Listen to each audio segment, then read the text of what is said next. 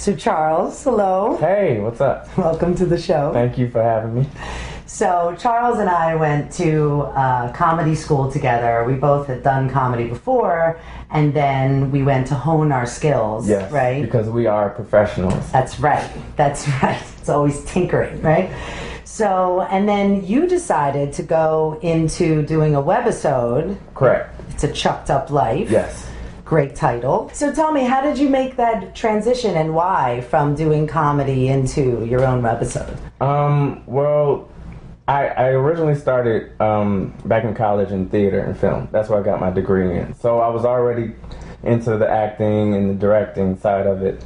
And just going from club to club, honestly, like I would see acts go on stage before me, or I would try and get on stage and couldn't. And I would see certain acts, I'm like, how the fuck did he get, is he getting stage time? I got into a bit of a fisticuffs the other day, kerfuffle, if you will. It was with another black guy, right? And what happened was he called me an Oreo. An Oreo. Yeah, some of you are looking at me like, I can see that. Yeah, I can definitely. Big deal. He called me an Oreo. If you don't know what an Oreo is, it's a black person who's black on the outside but acts white on the inside, right? And when I asked him why he would call me an Oreo, his exact words to me, sir, were, and I quote, "Because you be speaking in complete sentences and shit."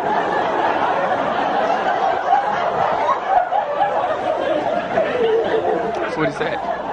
To which I responded, well, you've served complete sentences.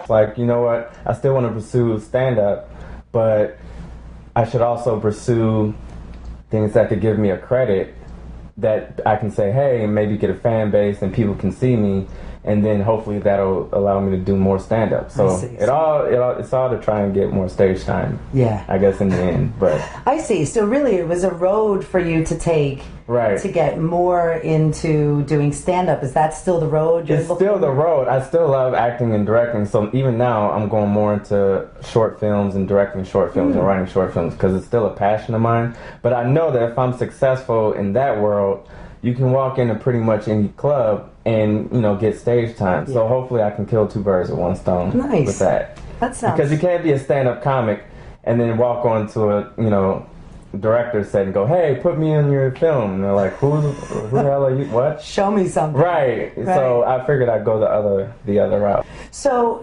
how do you write A Chucked Up Life? And does it come from the comedy writing? Is that the same? Explain that a little bit.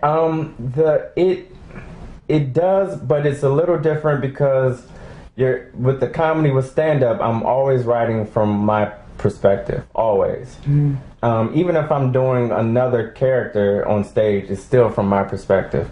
With screenplay writing or script writing, you have to write from other people's perspective without making it seem like it's coming from one person. Right. Girls sound like guys. Right. Everyone talks kind of like Everyone talks the same. Like everyone talks exactly. So that's tricky. You really have to kind of take yourself out of it and put yourself in different people and really give them their own voice. But I mean, I'm kind of used to that. Like I say, I have a background in like theater and stuff, so I'm used to like playing different characters and having fun with that. But that's pretty much the only difference.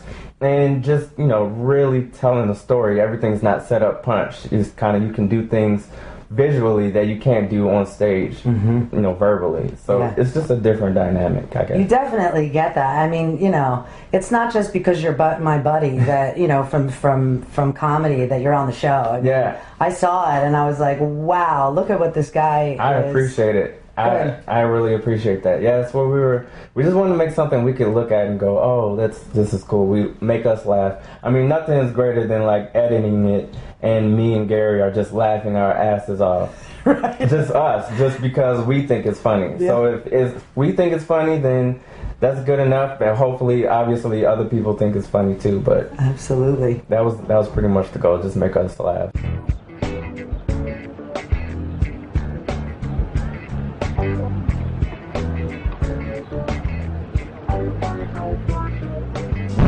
My train is this way.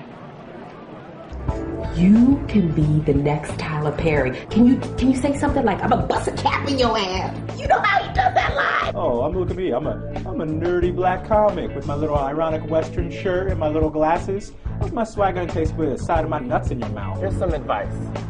No straight guy will ever just want to be friends with you. Ever. I'm just the person who warned you that the hot blonde who kept reaching for your balls at the bar that night was trying to remember what it felt like to have them. But that's what you get for being a friend. I'm so sick of this platonic friend bullshit they try and throw at us.